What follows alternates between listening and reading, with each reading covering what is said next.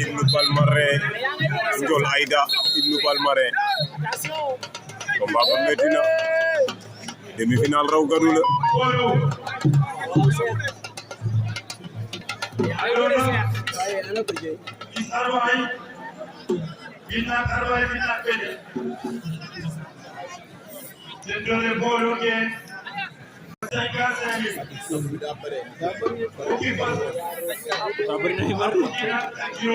fukki fas ak fukki nag ak juróom mis poids lourd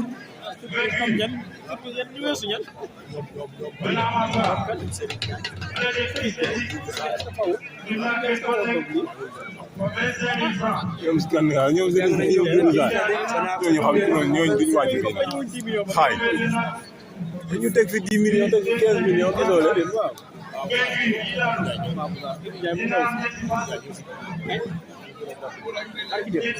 ñoom passé wul ñoom ci comme passé gul le mu kay mbiro kate ga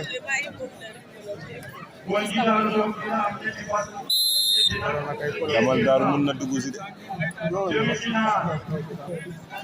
sa de soriwul fi Ndiol mi Ndiol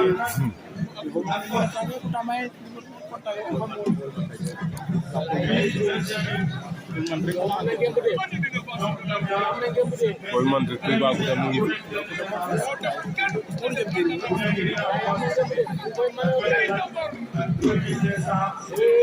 aca Ndiol Aïda Ibnu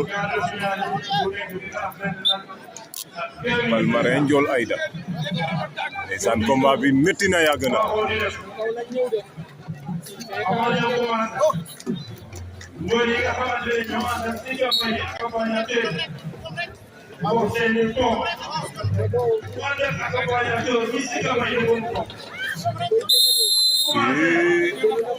Ndiol Aïda génne waat na ko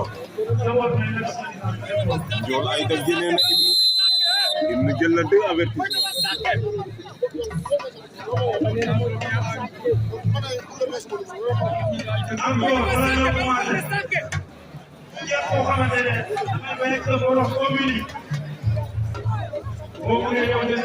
waaw bu gënaatee ñàkk lamb ji de xam pay bi xam na lu muy wax de boros ndax doon ñëw tey de bee la waajoo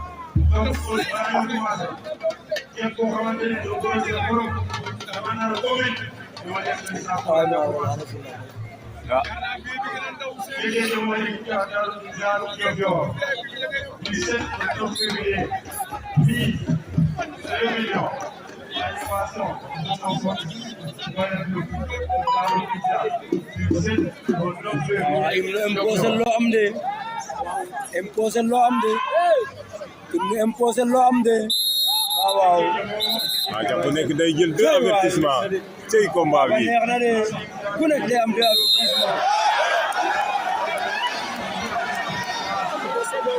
arbitre joxewul avertissement gars yi nangu wuñu arbitre nee na dañoo bëre ba génn saaku yi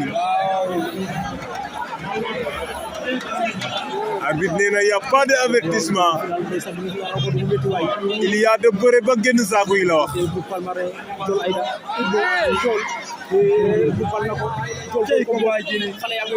combat bi day combat bi mënul ñàkk a métti ndax fi mu nekk nii Ibnu Palmarin dafa cate ci combat bi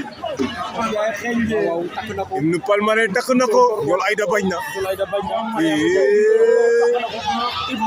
Allahu akbar arbitre nee na taaba jeex na arbitre nee na taaba jeex na ñu déglu arbitre taaba jeex wala taaba jeex na avertissement waaw waaw arbitre la mu defoon rectifié na ko rectifié na la mu defoon aca léegi nag bu amaat avertissement da ngay ñàkk arte lamb yi joxe wo dara bu ay avertissement la mu ate moo dul yoon bu amati avertissement da ngay ñàkk ko ba foofu la naroon a jeexee Caatu Sanu Junior Morola deuxième bi Allahu akbar Caatu Junior Morola waaye lii lan la waaye Caatu Sanu Junior quelle demi-finale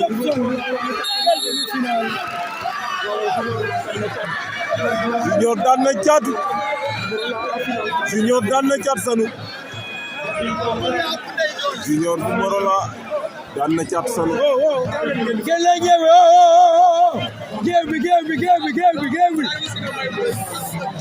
geewi